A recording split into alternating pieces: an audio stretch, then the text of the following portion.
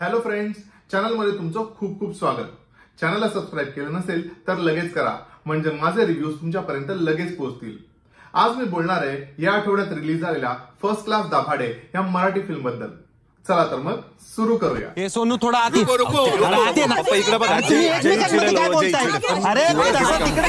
So friends, आपल्याला trailer पाहिल्यानंतर लक्षात आलंच होतं की ही फिल्म एक कौटुंबिक फिल्म असणार आहे, म्हणजे फॅमिलीशी रिलेटेड. दाभाडे फॅमिली ऑफकोर्स, कारण फिल्मचं टायटलच फर्स्ट क्लास दाभाडे आहे. तो दाभाडे फॅमिलीची ही कथा असणार आहे आणि त्यांच्याबद्दल बोललं जाणार आहे, नात्यांबद्दल बोललं जाणार आहे. हे एकदम क्लिअर होतं.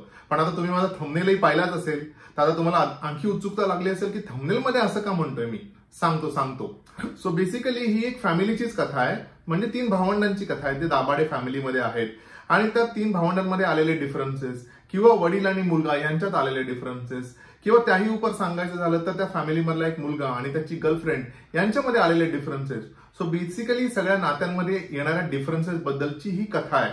आता ती नाती कशी उलगडतात, ही सगळे जी दुरावा आलेला आहे तो कसा सुटतो आणि तो सुटतो की नाही सुटतो, त्यासाठी तर डेफिनेटली तुम्हाला फिल्म पाहावी लागेल. त्याच्याच जोडीने एका अशा विषयाला सुद्धा ही फिल्म हात घालते, तो अतिशय सरप्राइझिंग विषय आहे.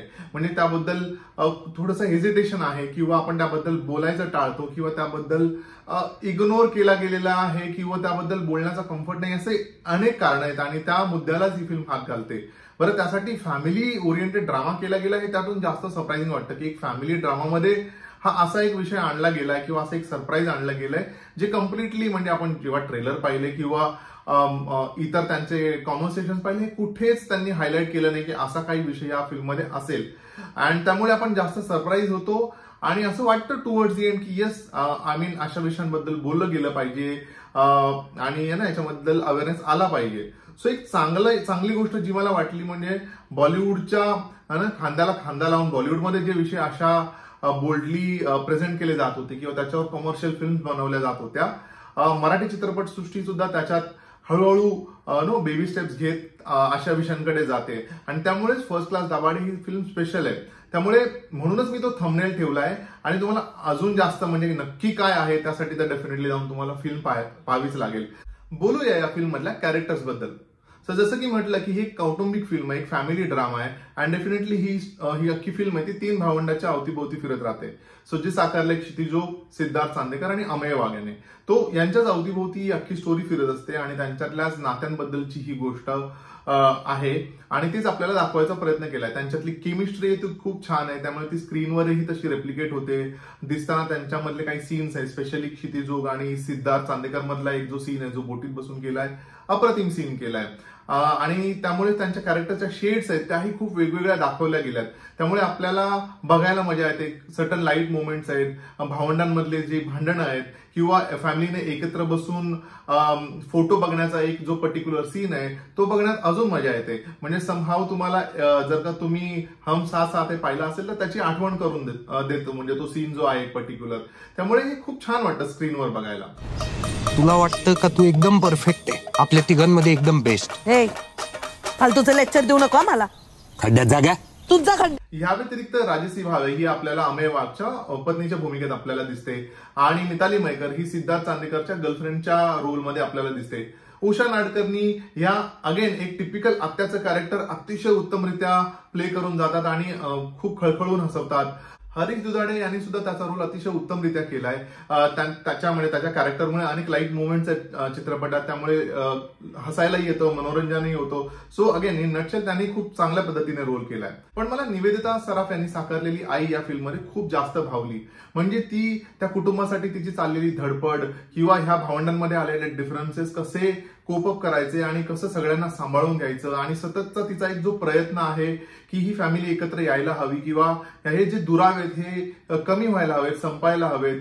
ऍट द सेम टाइम जो तिचा नवरा आहे म्हणजे जो राजन भिसे यांनी प्ले केलाय, त्यांनाही कन्व्हिन्स करणं, त्यांनाही इम्पॉर्टन्स देणं, तर हे सगळं असं बॅलन्स कॅरेक्टर निवेदिता सराफ यांनी अतिशय उत्तमरित्या साकारलंय आणि ते पाहायला स्क्रीनवर खूप जास्त मजा येते, खूप छान वाटतं.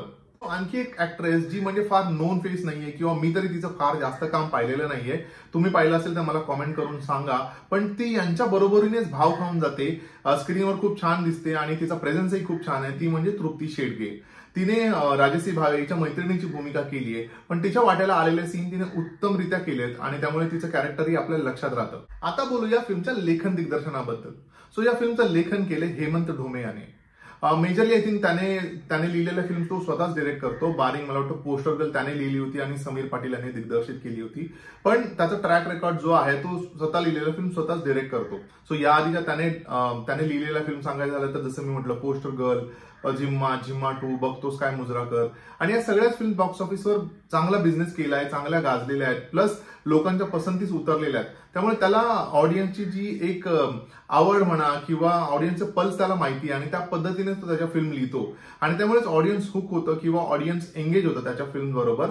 आणि जर का मी फर्स्ट क्लास दाभाडेबद्दल बोलायला गेलो तर त्याने तेच केलंय. म्हणजे बऱ्याच काळात आता एवढ्या ऍक्शन ड्रिव्हन फिल्म येत आहेत, मारधाड, पुष्पा आला, मल्याळम एक मूवी आला होता मार्को आय थिंक, किंवा अनेक अशा मूवी आल्या ज्याच्यामध्ये आताच नुकतीच आलेली फतेह, त्याच्यामध्ये खूप ऍक्शन आहे. तो अशा सगळ्या फिल्मचा एक काय म्हणतो ना असा ट्रेंड चालू असताना अशी एक फिल्म घेऊन यायचं ज्याच्यामध्ये कम्प्लीट लाईट मुवमेंट्स आहेत, फॅमिली ड्रामा आहे, म्हणजे ऑडियन्स थोडं रिलॅक्स होईल. सो ह्या पद्धतीने, आणि लिहिली पण त्याने तशीच आहे. त्यामुळे एका टिपिकल फॅमिलीमधले इमोशन्स असतील किंवा त्यांच्यातले डिफरन्सेस असतील तर हे सगळं त्याने मांडायचा प्रयत्न केलाय. त्यामुळे since he knows the pulse of an audience आणि त्या पद्धतीने ही फिल्म लिहिली आहे आणि त्यामुळे ही फिल्म चांगली लिहिली गेली. या घराचा ना हाच प्रॉब्लेम आहे, मी कसा हुशार आहे आणि समोरचा कसा बिंडोक आहे हे दाखवून द्यायची घाई असते समजांना. अरे एकमेकांना थोडं समजून घेतलं तर काय मरणार आहे का आपण. दिग्दर्शनाबद्दल बोलायचं झालं तर हेमंत ढोमेचा ह्या आधीचा रेकॉर्ड हा बॉक्स ऑफिसवर चांगलाच आहे. म्हणजे त्याने ह्या आधी फिल्म केलेल्या जिम्मा, जिम्मा 2 म्हणा किंवा बघतोस काय मुजरा कर म्हणा, ह्या बॉक्स ऑफिसवर चांगल्या चालल्यात. तर दिग्दर्शक म्हणूनही ह्या फिल्ममध्ये तो आपल्याला आवडतोच. आणि जसं जिम्मामध्ये तो काहीतरी एक मेसेज घेऊन येतो किंवा एक कथा प्रत्येक कॅरेक्टरची घेऊन येतो, इथेही आपल्याला बघताना प्रत्येक कॅरेक्टरची एक कथा आणि ओव्हरऑल एक कुटुंबाची कथा ही आपल्याला कळतेच. आणि प्लस ज्या प्रकारे त्याने काही काही सीन्स डिझाईन केलेत, काही काही सीन्स जे इमोशनल करून टाकतात किंवा आपल्या डोळ्यातनं डेफिनेटली पाणी आणतात असे त्याने सीन काही काही डिझाईन केलेत आणि त्यामुळे त्याचं दिग्दर्शन हे खूप चांगलं आहे. या फिल्मसाठीही ते ज्या प्रकारचा विषय आहे त्या अनुषंगाने त्याने खूप चांगलं दिग्दर्शन केलंय. So definitely he is a good director आणि त्याने खूप चांगल्या प्रकारे ही फिल्म डिरेक्ट केली. या फिल्मच्या म्युझिक बद्दल जर का बोलायचं झालं तर या फिल्मचं म्युझिक अमित राजने केलंय आणि गाणी आपल्याला छान वाटतात. म्हणजे कथेशी समरस अशी गाणी आहेत. एक तर फिल्मचं ओपनिंगच अतिशय ढिंच्याक अशा येल्लो येल्लो गाण्याने होतं आणि त्यानेच एक एनर्जी सेट होते. आणि प्लस काही रोमॅन्टिक गाणी आहेत आणि तोडं साखळी हे जे गाणं आहे हे आपल्या विशेष लक्षात राहतं. सो ओव्हरऑल म्युझिक खूप छान आहे. ह्या फिल्मचं बॅकग्राऊंड म्युझिकही खूप फ्रेश वाटतं. एक तर ती लोकेशनची, गावाकडची लोकेशन जिकडे आपल्याला खूप ग्रीनरी दिसते आणि त्याच्यात ते असं प्लेझंट ब्रीज सारखं आपल्याला एक छान म्युझिक ऐकायला येतं. त्यामुळे ते म्युझिकही या फिल्मचा एक मूड मस्त सेट करतं. So I think background music is also very good. So overall सांगायचं झालं तर सध्या येणाऱ्या खूप ऍक्शन ड्रिव्हन, व्हायलन्स असणाऱ्या किंवा मारधाड असणाऱ्या फिल्म पासून तुम्हाला जर का ब्रेक हवा असेल तर लगेच जाऊन फर्स्ट क्लास दाभाडे बघा कम्प्लीट फॅमिली सोबत.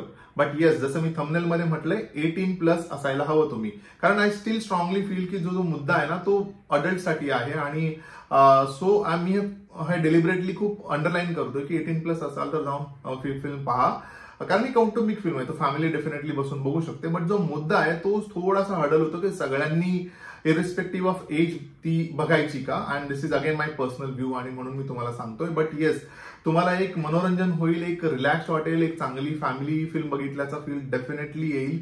सो डेफिनेटली जाऊन थिएटरमध्ये ही फिल्म पहा. मी या फिल्मला देतोय 3.5 स्टार्स. सो फ्रेंड्स, हा होता माझा म्हणजे रवीचा view on film first class Dabhade. तुम्ही जर का फिल्म पाहिली नसेल तर लगेच जाऊन थिएटरमध्ये पहा. पाहिली असेल तर तुमच्या प्रतिक्रिया मला कॉमेंट सेक्शन मध्ये नक्की सांगा. व्हिडिओ आवडला असेल तर लाईक करा, शेअर करा आणि हो, चॅनलला सबस्क्राईब करा. आपण भेटूया लवकरच. तोपर्यंत स्टे ट्यून्ड.